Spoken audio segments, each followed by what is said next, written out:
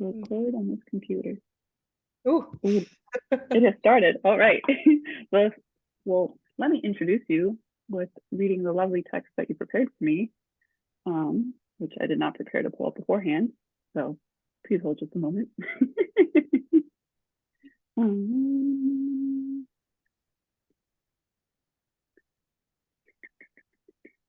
All righty. Hi, everybody. Welcome to the Öræfi Knitting Group first artist talk of our existence. We're very excited to be hosting Halla Ármannsdóttir. Did I say that right? Yeah, Halla Ármannsdóttir. There she says it for me. Thank you. Halla is a skilled knitwear designer and textile artist, having graduated with first-class honors from the London College of Fashion in 2021.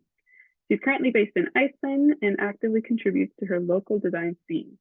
She has been showcasing her work in prominent events like Design March, Handverk, Hönnun, and Prjónagleðin at Blönduós, or the Knit Fest.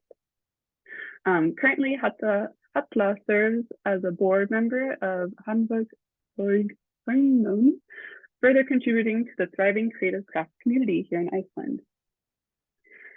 Today, Halla will be sharing her journey, recounting the transitions from university to establishing her own creative practice.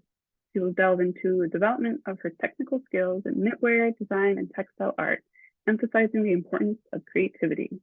Halla will also share her exploration of innovative approaches to material use, showcasing how it's played a pivotal role in shaping her unique artistic identity. All right, the floor is yours, Halla. We are very excited to have you today. Cool, thank you very much. I didn't expect you to read that all aloud, so that doesn't matter. Let's do it. I decided to show you the topics on beforehand, what I'm going to be talking about today. So I'm gonna go first over what textiles mean to me. Then I'll go into education and post-graduation. Then I'll talk a little bit about my final major project and then how it has affected my current work today. And then we'll get into the horsehair kind of in collaboration. Yes, so let's start.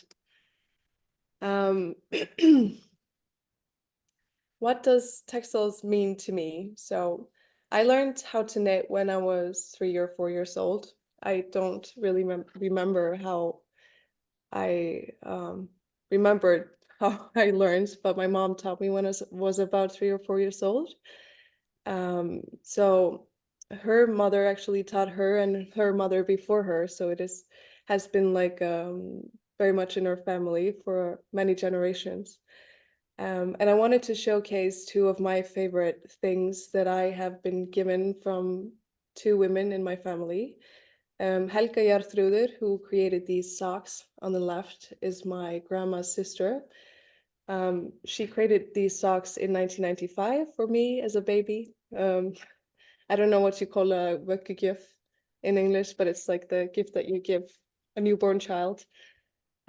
She had a farm and sheep, and she went outside and walked and gathered all of the wool from the fences, collected it together, and then she took it back home to her house and cleaned it, washed it, colored it, all with natural materials. And then she dried it and spun it into yarn and created these socks for me. I actually don't remember Helga because she died 2 years later. So this is, my memory of her, which I find really dear to me. The second one is an image from my grandma that she gifted to me for Christmas in 2017. And what really made me love it was when I called her to thank her for this gift. She told me that she had big problems with it, when she was working on it, because she, didn't like it for a while, put it in the shelf, then she got back to it, didn't like it again, she wasn't really happy about it for a while until it got finished. And then she started to really appreciate the work. And that is often how I feel very much about my own work. It's like you start drawing and it's not going very well, but you have to spend time on it and just continue and believe in this thing to finally see the final result. That can be really surprising often. Um, and this for me has been like how I look at textiles is like an ongoing conversation between generations. You know, it's like my connection to the women within my family and these stories to know, you know, the processes that they put into this and what I can take with me from this into my own practice and my own things is, you know, it's just yeah, very dear to me. Um, I graduated from London College of Fashion in 2021, and I just wanted to share with you 3 things that I learned during the way. These things might seem simple, but practicing them is quite difficult, or I still have to remind myself constantly of this today. The first one is break the rules. Like I mentioned earlier, I learned how to knit when I was a kid, and I loved rules. Rules were everything. I loved, you know, following charts and everything had to be exactly, you know, the way it was supposed to be, you know, right yarn, right fabric, you know, measuring everything, you know, very much there. So starting university, I really had to, um, you know, figure out how I could kind of just forget all of these rules to be able to be creative within my practice. Because this was really, you know, holding me in this kind of dialogue of just repeating what had already been done because I was following somebody else's rules instead of creating my own in a way. The second one is don't force things. That to me means that I was really wanted to create as complex things as I possibly could, but that was kind of me being stuck on the final outcome instead of enjoying the kind of process of creating the thing that I was making. And, you know, I tried to force it into, you know, being this complex thing, but getting there, it always kind of just broke down because I had to start from the beginning. And yeah, maybe somebody can take something away from this is, you know, slow down and build on easy things, and then you can create something complicated, if that makes sense. And the final one is stop overthinking, just do. And this was something that my tutor was hammering into my head for probably 3 years. It was something that I still kind of struggle with because I love to overthink everything. But that's, you know, can kind of stop you from actually doing, you know, creating and letting yourself be, you know, finding the flow and kind of be free within your work. Um, yeah, so yes. Um, if there's anything I can, you know, let you take away from this talk is that that domino effect is really real. And what I mean by that is that if you start working and put yourself out there, things are going to lead from that. And all of these images are kind of resemble to that. The first one is a conference that I went to with my friend. She's wearing a piece for me that I created, and I'm also wearing a piece. And at that conference, I actually met 2 of good customers that I have today. One of the pieces sold, and now I'm actually creating the other one for a client. The middle image is from the Icelandic Textile Center, and if you haven't been there, I really recommend going there. It's a really great place to be. And that's actually where I met Alice, who is hosting this event. And that's why I'm here today, which is really cool. And Handverk and Hönnun, that was actually a thing that I stumbled upon whilst I was searching for craft like 2.5 years ago, something like that. And I was just Googling craft in Iceland. I saw they had a deadline the same day and I just applied for it. And now I'm a sitting member in this group. So it's yeah, it's crazy how things just happen, and I still don't understand how it's, changing and processing, but I notice that if I attend and show myself, then things can lead from that. Um, oops. Mm-mm.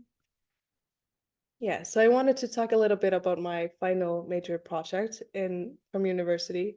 So this project is really dear to me because it kind of is the foreground for my practice today. I'm still working on some of the ideas and kind of, you know, that I formed at that stage. I'm only going to go into 2 chapters of the 4 that I did for the final major project, and that's Shapes of Ice and Horsehair Tale. But what happened was that I was in the middle of my degree, or was starting my actually final semester in university, when I got stuck here in Iceland. And I didn't have any of my material, I didn't have my knitting machine, so it was kind of like I was kind of forced to figure it out, which was still a blessing in disguise because I had never really used Iceland like this. No, no, that doesn't make sense. But it's like I got a chance there to kind of talk to my community and get help, and I was lended yarn, and then I got a knitting machine from my brother's partner's sister. And it was like this beautiful communication with people that happened during that time. And then I bound all of my books from paper that I found at home, and these are all books that I hand bound, um, and created these stories from. And what I thought was probably the most interesting was this was the first time that I was kind of forced to work with material that I didn't choose myself. And it was really limiting at first, but then I realized how freeing it was because it really changed my mentality with material. Instead of choosing material for what I wanted to create, I had to kind of have this conversation with the material of what I wanted to become, and really get to know it and understand it differently. So it became or started to become more of a collaboration between me and the material instead of me, you know, deciding. I don't know. It just was more of a play, and it took so much pressure off my work as well. Because often when we work alone, we can take our work so seriously, but giving the power away to the material really helped in that area for me, at least. Um, Shapes of Ice is one of the chapter that I was going to talk about, and I love to do this. This is often how I find my initial inspirations. Is going out for walks and just, letting myself kind of find my way around. There I was in Hvalfjörður, walking around near my family's cabin, and I like to zoom in on things. That's usually when I feel like I start to find something interesting, like a little world of its own, Um, and there I started to seeing these creatures in the ice. I don't know if you noticed this, but for me, when I look at this, I see a face, another one here, this is a face, and another one. And they're all connected in this body of ice. And this started to, create questions within me of like, frozen creatures, hidden creatures, like what else is there? Are we alone kind of ideas? And how great it is that on this walk, I got to capture this image whilst it was not going to be there in the next day or for anybody else to see. And so I started really working from these ideas. Um, I started to draw a lot of images from them, and then I tried to knit the shapes on my knitting machine, and build up my samples with crochet and embroidery. And for the final piece for this chapter was this garment, or poncho. right? And I wrote in my book, a shape to put on your body, no, shape to put your body in, a mini blanket, wrap, or a poncho, Bauhaus technique. Which is just kind of cute how your notes are always so ridiculous, with these little scrabbles and words that maybe don't make any sense to anybody else. But the Bauhaus technique I always found very interesting because this is how we knit in Iceland, our Icelandic sweaters. It's a sweater without seams that all of the pieces are kind of knitted onto one another, so it's seamless. And I've been trying to mimic this on my knitting machine for a while. And that was one of the first pieces that I created with this idea and how to create a piece that could be worn in multiple different ways. So all of this is the same piece of fabric as well as this. So the skirt and the top, it's all of the same thing. And that's kind of when I started to really want to create pieces that could be worn in multiple different ways, and could kind of be a part of the wearer and how they wanted to be seen. What I also did with my garment, which I just thought was fun and experimental kind of, was to freeze it, because I kind of, going back to the frozen lake, I put it in the bathtub and then I put it into the freezer. And when I took it out, I could somehow shape it more into this being, and it became really sculptural and like this creature, I say this so odd, creature. No, I'm sorry. Okay, so this creature that, was alive and living and kind of having this experience with, and this really changed my mindset of everything that I create. And I start to see like more, how it is alive with kind of part of me in it, but still a thing on its own. Yeah, and this piece then started to inform the biggest piece that I have created yet, and that is Mother.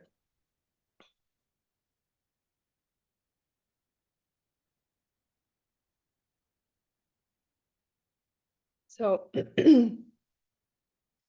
Mother is a piece that I created using the same techniques as I had been developing through that previous project. And Mother, I thought of, was more of the world that my work lived within, as I've been talking about these creatures and what is hidden and all of this. Mother was the landscape of the world, kind of. So each patterns represents like fields of flowers, the rivers, the ocean, and it changes color depending on where it's cold or warm, and and this piece is 1 meter in radius. So from this middle, it's 1 meter in each direction. It measures 2 meters long and 2 meters wide in the whole. And it's definitely the most complex thing that I have created. But what is so interesting still about it is that I'm only using very simple techniques.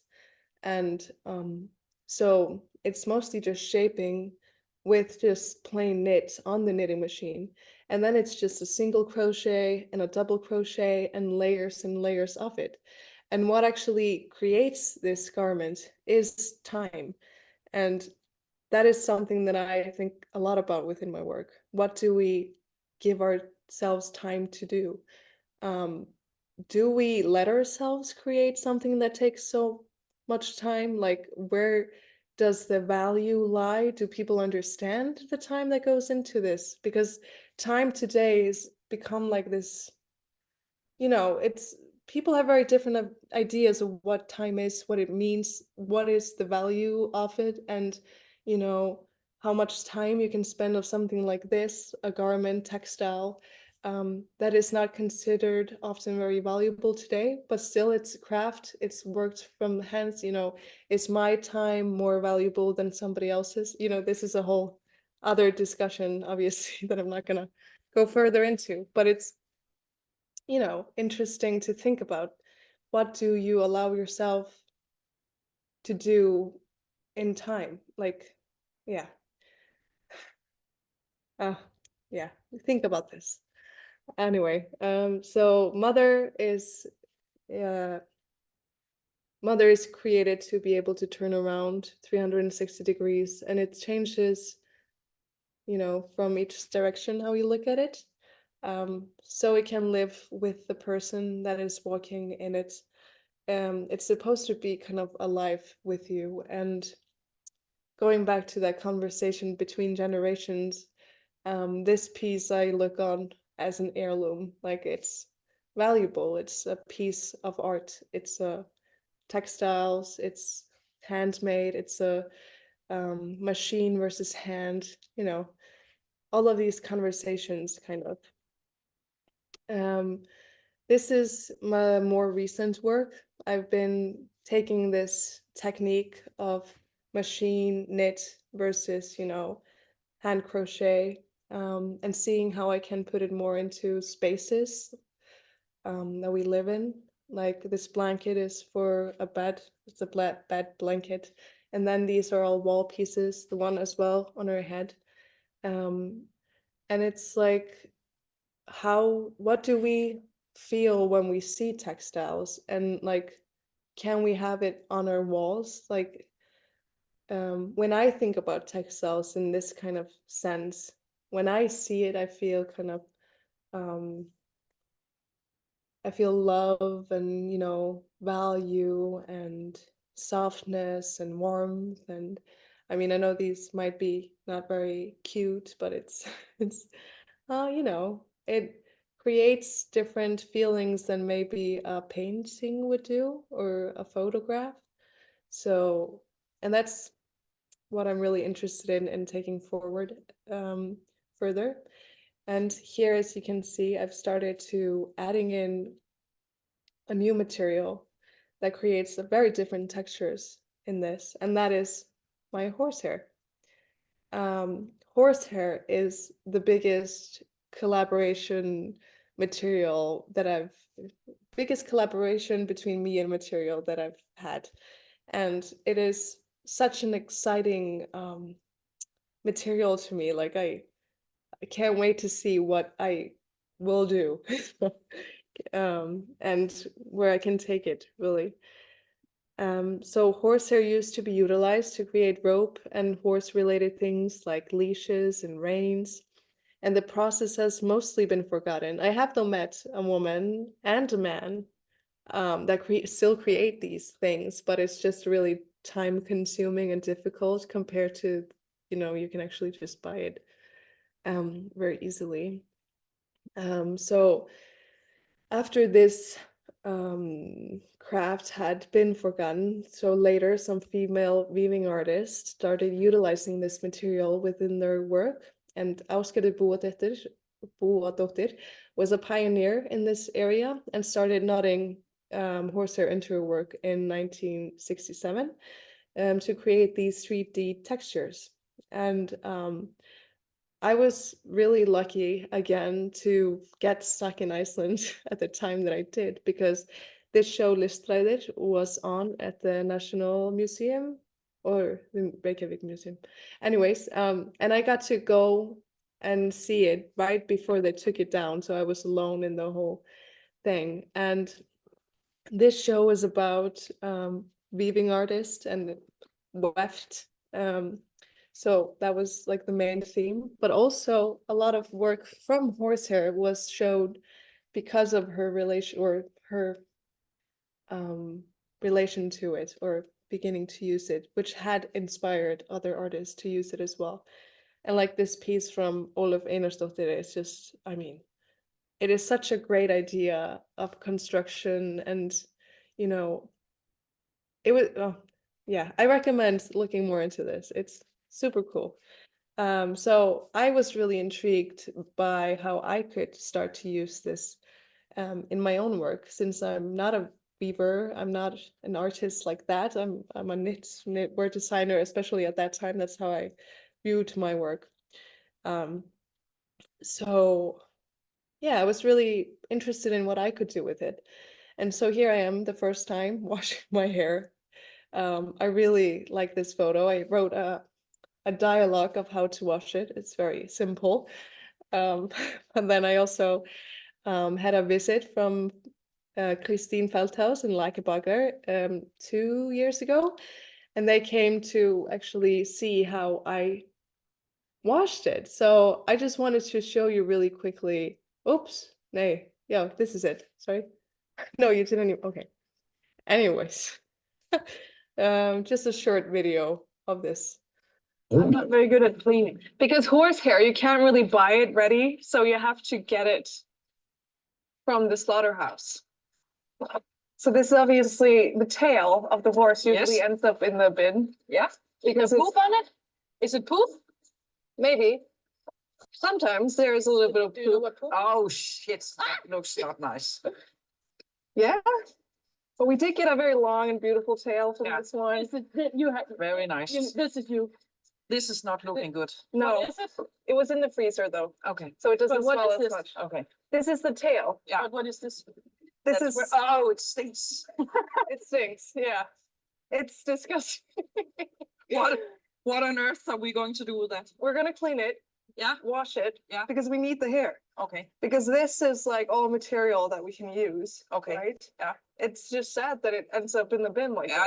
I see your point. Yeah. So we're washing it now. Yes. So we just fill it up a little bit. Den stinker helt vildt dårligt, kan jeg så sige til dig. Se her, kommer mutter med kostesag, med skrubbe og klude og se. It's like an arm that has been cut off here. Det er ikke noget. All right. If you want to see more of it, I can send Alice the link to the show. It's still been shown on Roof, and they have the other countries. They went to Norway, Greenland, Faroe Island, and Iceland to look at traditional knitting in the Nordics. And yeah, I really recommend to look at their shows. What's Or- the name of these shows? It's really cool. It's Feldhaus and Bagge Tapemasken in Danish, and then it's Feldhaus og Bagge í lausu lykkjufalli, held ég. Ok, já, á takk. íslensku. Já, þannig að þetta að googla þetta með Rúf og þá ættir að fá alla þættina. Já, við fyndið að hérna hvað fannst dókslegt. Yeah, yeah. Yeah, so if I can, I'm gonna change to English. She was just saying how funny it was, how disgusting they thought this was. And they really did, until in the end, it was, you can look at it. Their feelings changed after we washed the hair, we can say that. So I started working with this material that I had no idea how to work with, and it was kind of, just frustrating in the beginning, but I knew that I had to figure it out because I was, in uni, and my tutors knew that I was doing this, and I couldn't just not do it in a way. So I started knotting it. I started weaving with it as well, crocheting with it, and it was just like so many different types of these little swatches that were just endless. And then I started knitting with it as well, and slowly and surely I started to figure out how best to kind of work with it. And one of my tutors mentioned that the horses often have these horse backs where they ate their hay from, especially in the cities. I had never seen one of these before, and I should have actually Googled more about horses maybe at that time. And from this, I decided to create this apple bag, which is just very lovely if you really need to go to your horse with an apple and feed it, and mostly I've been creating accessories with horsehair. So I've created a necklace. I was really trying to let it I was trying to, think about the beauty within simplicity, like letting the hair be what it wanted to be, not taming it too much, but to kind of work around it, especially in the beginning. Then I've started to create these earrings, and I've gotten a lot better at, controlling the hair. Here is Bríet, who is a singer here in Iceland, wearing two of my pieces, or yes, These are two of my pieces. And this hair is actually the one that I was washing in the episode. Like I said, it was a very long and beautiful tail, and I got earrings that were 50 centimeters or half meter longs, and that is long for hair. You don't like, I could only make one pair of this from one tail, because you just have to work with the material that you get. It's very limiting often. And then I had another collaboration with a makeup artist who was working on this photo shoot, and she asked me to create something that was like hair coming out of the mouth. And that ended up being in these photo series by Palumi Basu. And this photo series was to show how lack of clean water and toilets affects the power and potential of women and girls in India. And I really recommend looking at these series. They are beautiful. She's wearing that piece in these two images, but there are many more. And if you Google Water Aid and Sisters of the Moon, you're gonna get the whole series.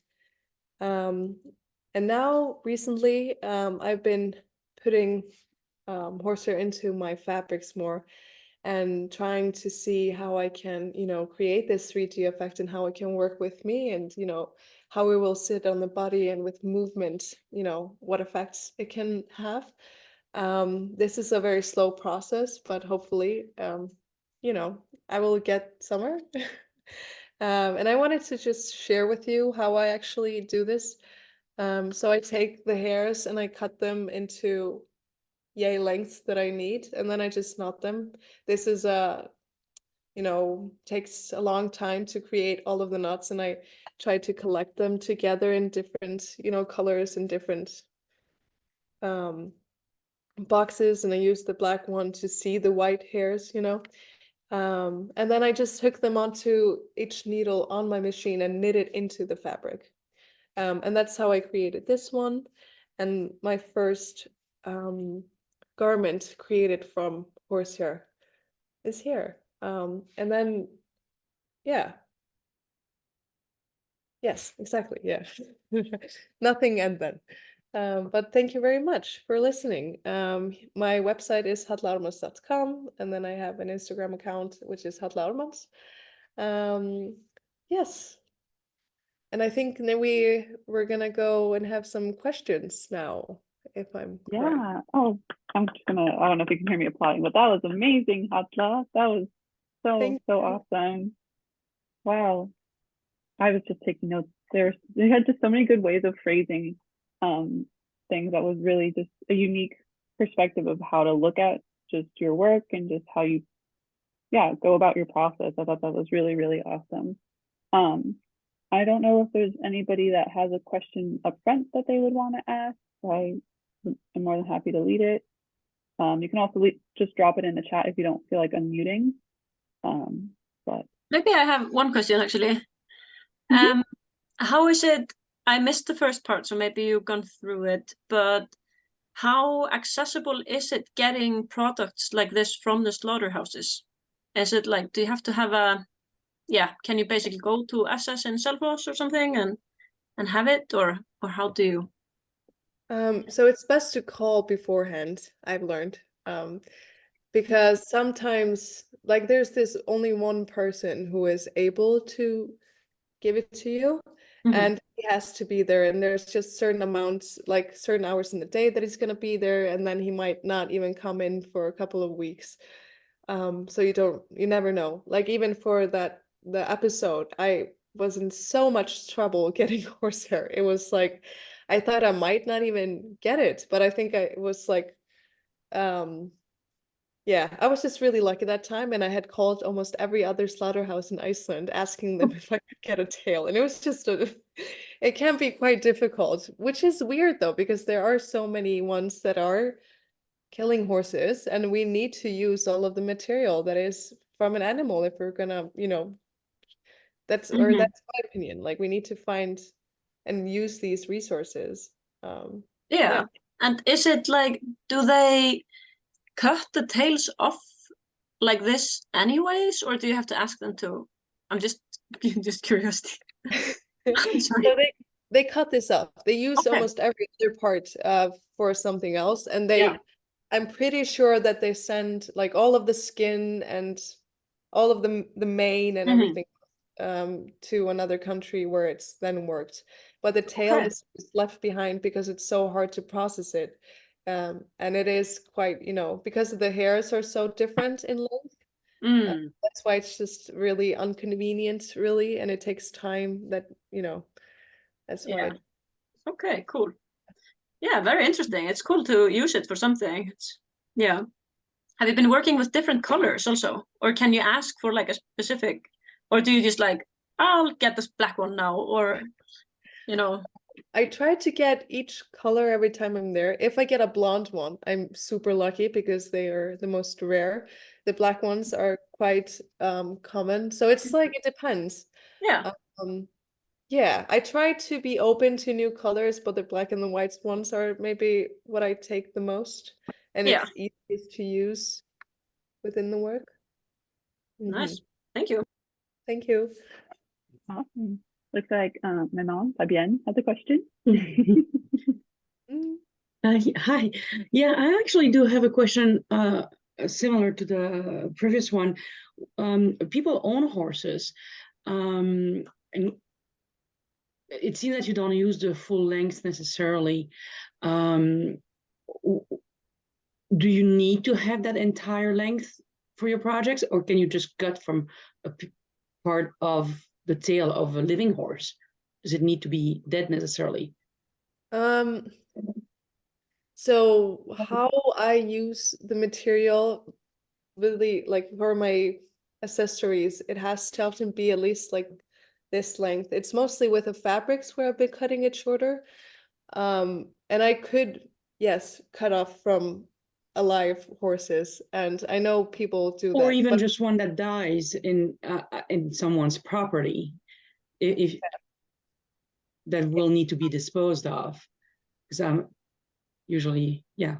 I mean, I'm just asking, what was the reasoning behind necessarily the slaughterhouse? because I knew that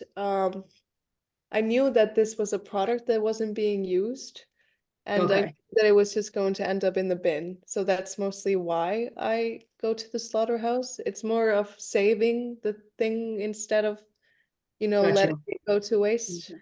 Okay. But I hope that, there will come a time where I can't get it because there's nobody killing horses, That would be like the eventual hope to have to, Yeah. find from living horses instead. Okay. Mhm. Thank you. Any Thank other questions? I had one in the meantime. I thought it was really interesting how you described your work being just sort of like a way of you processing your environment and then how you translate that into products. And I'm curious if the product is for having it be something that's more tangible, or is it for the potential ability for someone to buy it and be functional for them? I'm curious kind of how you see your work falling in line with art versus utility, I guess. So I create everything to be used. Yeah. I think with my fashion background, I'm just kind of, it has been ending up being really clothes related, but it is more, not necessarily something that people would wear, in a, how do you say this? It is more, different from normal garments. But then I still create garments that are more, what is the word for this in English? Like this sweater that people are more likely to wear. Practical, maybe? Yeah, I don't know. Yeah, more practical. I do make more practical things, but I do try to let myself be creative with some of my pieces. And that's not necessarily then somebody in mind, but I do want them to be able to be used. As this is an item, I don't really think of it as something that should sit and not be touched, Mhm. I feel like everything should have some kind of an interaction with it. Yeah, I think that's just like the textiles of it. If that makes Yeah, sense. that totally makes sense. Absolutely. And kind of going off of that with like then how you establish your collaborations with people. Are they reach out to you for an idea, or do you guys work together for that, whatever the final outcome of the piece is? Just curious about how that's been for you.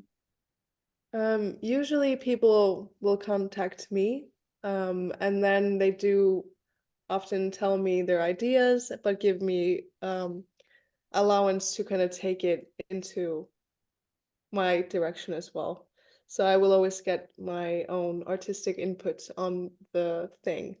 Like with Briet, I was just asked for earrings, and it was me that I was like, oh, finally I can create, the longest earrings, because I know she's gonna bear them really well, and she has like the fashionable thing to actually go with it. Yeah, so it's kind of a little talk, but yeah, but I'm really open for collaborations. I'm just not as good as kind of finding them myself, maybe. Yeah, absolutely. And then because you're adding your horsehair, it's kind of switching over back to horsehair material. When you're adding it on your knitting machine, have you ever thought of that being almost like an act of weaving with your knitting? And if that's then possibly interests you in looking into more woven structures at all?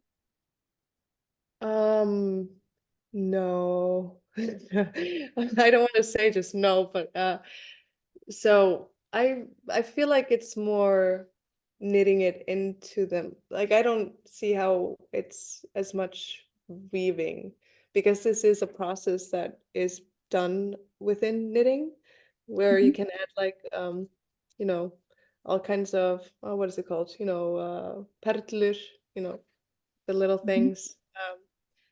And weaving for me is it's too scary, I think. I don't know what it is. I just can't. It looks really time consuming, the setup on the Weaver chair thing. And I mean, I think I could get into it, but I'm happy with my own kind of time consuming craft. Makes sense. Makes sense. I not Yeah. want to like say anything bad about weaving. Weaving is beautiful. It's a great craft, but I think for me, I'm too impatient, which is ridiculous saying that because I'm a knitter, but you get what I mean. It's like even embroidery, that's takes too long for me. I'm too impatient. Um, Yeah.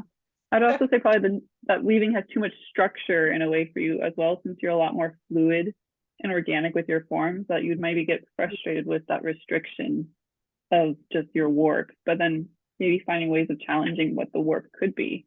Not to push you into another direction. I'm just thinking like out yeah. loud. Yeah. Yeah, I mean, when I see people weaving and they're like creating their own forms and kind of weaving into the form, that's really cool. I'm really intrigued by that. There are some really cool ideas with weaving, and maybe I will, see how it can be a part of my practice at some point. Yeah. Well, Yeah. And then because you integrate it on your domestic knitting machine, is it possible at all with pieces that you digitally knit to incorporate other materials, or is that where you kind of focus more on just the qualities of what the knit can provide from the digital machine? sorry, can you repeat? Like, what is? Yep. So like the knitter braid, for example, up in Blönduós, Mhm. do you use that more for your like more practical, like day-to-day kind of knitwear designs, or is that type of technology that you would look forward to possibly venturing into for your more organic textures and the shapes that you develop by hand on your domestic machine? So like with weaving, Knitterate also has like this more forming kind of, yes, it's harder to be natural and fluid on the Mm-hmm. Knitterate. Mm-hmm. So what I've done on the Knitterate is more, yeah, box shapes. That's more about the technique, and that's something that you would use for different techniques that I can't do on the domestic knitting machine. But there are, like I did a scarf that is was quite fluid within the work within the stitch work that was on the surface. And that's something that is way more difficult on my domestic knitting machine, and then I can create more fluid, jacquard pieces. And that is something that I also can't do on my domestic. So it's, different machines offer different potentials. But my domestic is more for like free form floating kind of, it's the easiest to form things on that compared to Makes sense. other machines. Yeah. Absolutely. Yeah. Yeah. Oh, I just love how you talk about your work. It's so just natural and organic, and it resonates in your work as well. And I think probably my favorite piece that you talked about was the mother one, and how you just your quote of like, is the landscape of the world. And I could totally see that, especially on the photo you have of it, when it was flat and sprawled out. I'm just someone who's really into topography as well, so just seeing it in another perspective, I was like, totally, like that could be like a glacier outlet river or something there, or like either just the texture of that part of the land. Yeah, that was really, really nice. Yeah, it is different seeing it like that. And you almost never do because it's so hard to like put it on the wall. So how heavy is it? I don't really know how heavy it is. I've never weighted it, but it must be like a couple of kilos. I don't know. Yeah. Yeah. Maybe 2 or 3. I'm not sure. No, I did weigh it sometime. I think it was like 4.5 or something. Oh, No, wow. I don't know. I feel like I'm lying to you now. I'm not, I'm just saying something, but it was weighted at some point, because I had to send it somewhere off. But well, I don't remember. It's all good. But I was wondering, is there any, other than online, is there anywhere where we can see your work in person, or support like you in any way? Or like, is it just through commissions, or do you have like an online storefront as well? So I am selling some pieces online on my website through hallaármannsdóttir.com. It's mostly earrings, and there are some scarves and bags and things like that. And I don't have anything that is available to see in person, but I will have a show in June, at Kirkjuberjatréð in, I think it was from 12th to 18th of June. So if you follow me, you can see when I advertise for it. And that's gonna be very exciting, I think. Yay. Hopefully filled with new works as well. We'll definitely make sure to spread the word for you. Oh, thank you. Yeah, Thank you. absolutely. Yeah, because I had a chance to see your work when you were at Knit Fest last year, and that was really, really awesome. Yes. Just seeing the texture in person is much more different in just the shadows it plays with it, and like how the breeze ruffles it in a way when someone walks by. Yeah. Yeah, it is really different seeing things in person. And it's just so much more effective than, seeing something on a screen. It's not as alive, and like, textiles is about the touch and the feel and like the, everything that is more, I don't know. I don't know what is the best way to words. Like tangible. Yeah, yeah.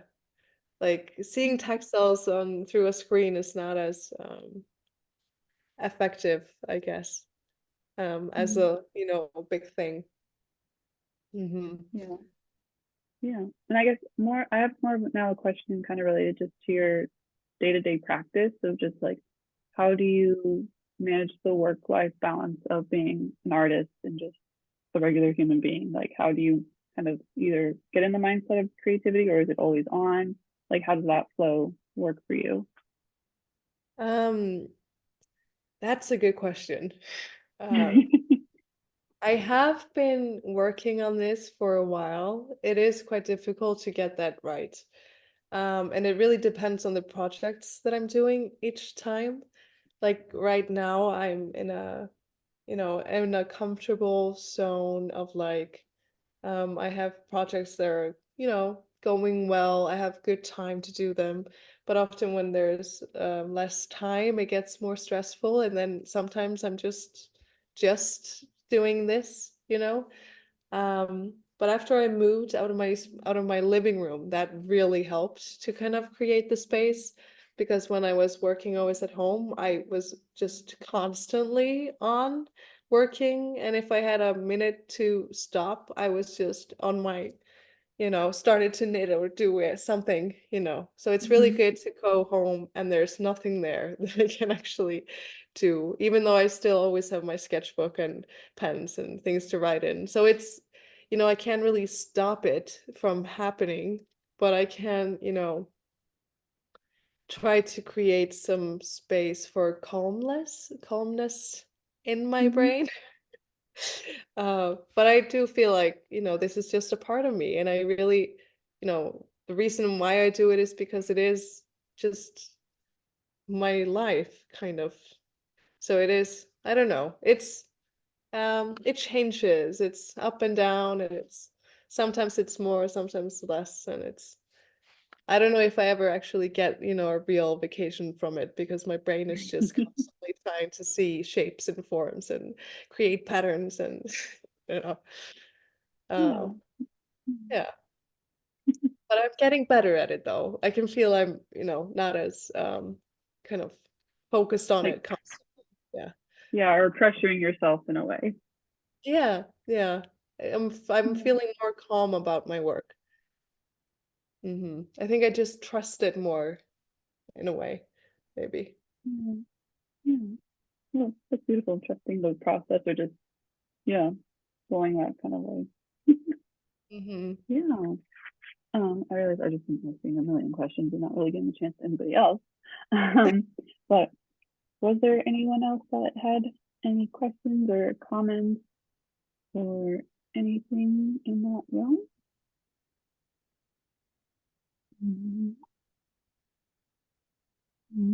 So I'm probably then going to just make another final announcement before we wrap up, unless anyone wants to jump in. But thank you so much, Halla, for kicking off our first Artist Talk series. This is really interesting and insightful, and especially for those here in Iceland, they might now look at a horse differently when they see it, and how material possibilities could be actually something that they wear or incorporate into their household. But for those who are in Öræfi, we will be having our first in-person workshop in 2 Saturdays from now, the 17th. Yes, that's correct. At Cafe Vatnajökull from 7 p.m. to 10 p.m., where we will be doing like an hour workshop on how to mend a hole or darn a hole in your knitwear. So whether it be a sweater, sock, a mitten, any sort of preferably larger knitwear would be best for starting out on. But yeah, we'll have materials for you to work with and some practice swatches if you don't want to just start off straight on a sweater of yours, and maybe even have some horsehair to incorporate into the mending now that we've had the inspiration from Halla. That would be pretty cool, actually. I mean, to me, I would find that really fun if I was mending a hole in the armpit and incorporate the horsehair there to be like even of a hairier armpit. Great idea. Yeah, why not? But yeah, so we look forward to anyone going there. I will get around to making a Facebook event for that one where people can let us know if they're interested or coming beforehand, so I can prepare materials for that. And otherwise, I will post this recording on YouTube for those who weren't able to make it tonight, and have links to Halla's Instagram, website, and some of the things that she mentioned during the call. So yeah, another round of applause for Halla's amazing talk. And yeah, any final words for you, Halla? Any last word you said? No. Yeah, any last words? Just thank you very much. I hope there was something inspirational in there that, carried through. Really great to have my first artist talk with you, and it's been really wonderful. And thank you for all of your questions. It's really great. Absolutely. Yeah. Great. All right. Well, if that is all for the night, folks, we will see you next month with, wow, my brain just farted, with Stella. Stella will be our next guest artist speaker. So thank you. I'm gonna stop the recording before I forget.